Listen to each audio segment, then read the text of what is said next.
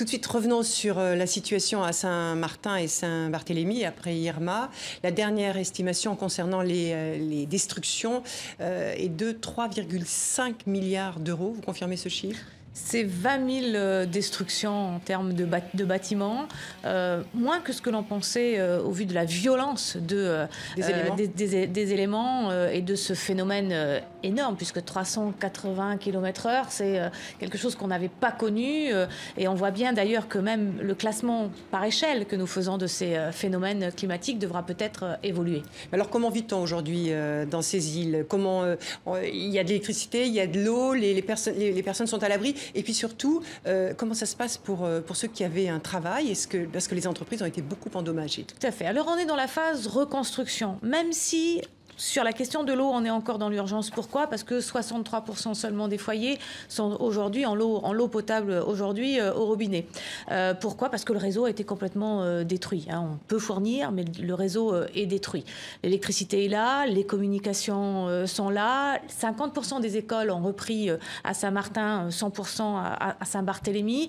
La rentrée scolaire se fera après les vacances de la Toussaint. D'ailleurs, avec le Premier ministre, nous nous y rendons juste la veille, de la reprise des écoles.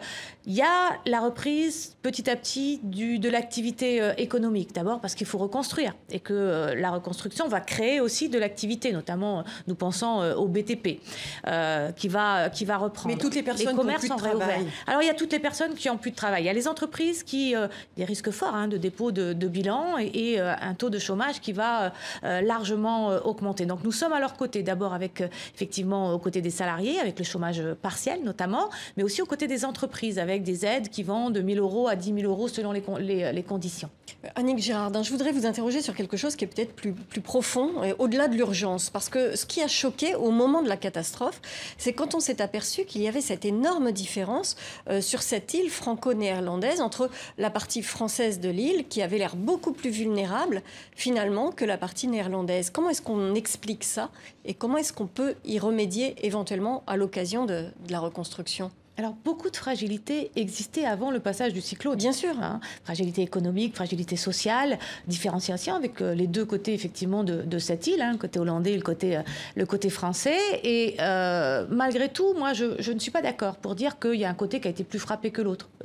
Les côtés ont été plus frappés. Il y a d'un côté où on a mis l'accent immédiat sur la sécurité et de l'autre, immédiat auprès des populations pour intervenir. Et c'est la façon française de faire, c'est-à-dire d'abord on sauve les vies, d'abord on accompagne les gens, et ensuite on regarde le reste. Et je crois vraiment qu'il n'y a pas de différenciation des dégâts des deux côtés, au contraire. Il y a pas un côté qui est plus fragile, et quand même économiquement, que l'autre.